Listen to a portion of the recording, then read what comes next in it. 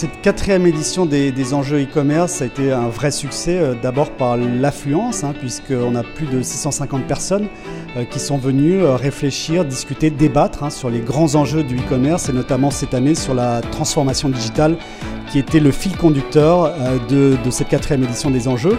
Ce matin aux enjeux 2015, on a beaucoup parlé de valeurs d'usage et de valeurs de possession et on se rend compte que tout ça finalement ça tourne autour de l'amélioration du service et que les gens aujourd'hui, les consommateurs, veulent pas uniquement des produits mais veulent acheter un service. Et tout tourne autour de ça quand on parle d'enjeux du e-commerce. Ce matin, on a été très surpris par la qualité des interventions, donc on s'est projeté beaucoup plus loin sur les idées reçues, sur le monde collaboratif par exemple. Salesforce est bien sûr l'acteur principal de cette transformation depuis maintenant 16 ans. Pour les entreprises, on est donc très heureux de pouvoir être là aujourd'hui avec tout le monde.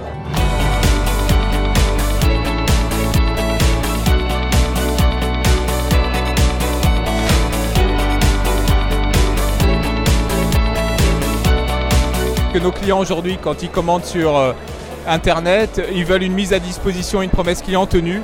Et on se rend compte qu'en fait, une des complexités, c'est la supply chain. Donc, travailler cette supply chain, être au rendez-vous des attentes clients, le dernier kilomètre est majeur dans la stratégie des e-commerçants. Voilà pourquoi je suis ravi de participer à cette table ronde. On a basculé dans le monde du serviciel, du communautaire, et je pense que les interventions de la journée nous ont vraiment montré à tous e-commerçants, combien cela allait révolutionner notre business. Ce que je veux apporter aux enjeux, c'est de l'émotion, c'est du cœur, c'est de la beauté. Tout simplement parce que j'interviens tout à l'heure à 18h sur le sujet comment donner de l'émotion à un site internet et à tous les leviers qui vont avec. Je suis venu présenter les 3 axes de réflexion qu'on a nous sur l'e-commerce qui sont 1. La découverte de produits dans le fil d'actualité Facebook, 2. La personnalisation de l'expérience e-commerce en fonction de qui sont les utilisateurs, qui est une thématique très importante pour nous. Et troisièmement, la mesure cross-device, cross-canal, qui est très importante pour optimiser tout ce que font les marketeurs dans cette industrie aujourd'hui.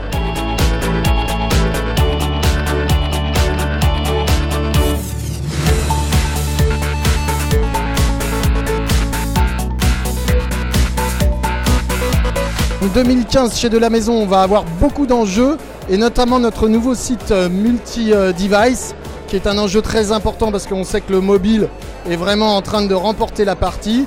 Donc je ne vais pas pouvoir tout vous dévoiler aujourd'hui, mais on va présenter à la fin de l'année une nouvelle plateforme de marque qui va vraiment révolutionner l'image de la Maison. On a eu la chance d'entendre un philosophe, un sociologue, et ça remet un contexte plus général à ce qu'on fait. Ça nous permet de nous situer d'un point de vue social et pas juste d'un point de vue économique et économique propre à notre entreprise. On a vu plein de belles idées ce matin qui nous font un peu rêver.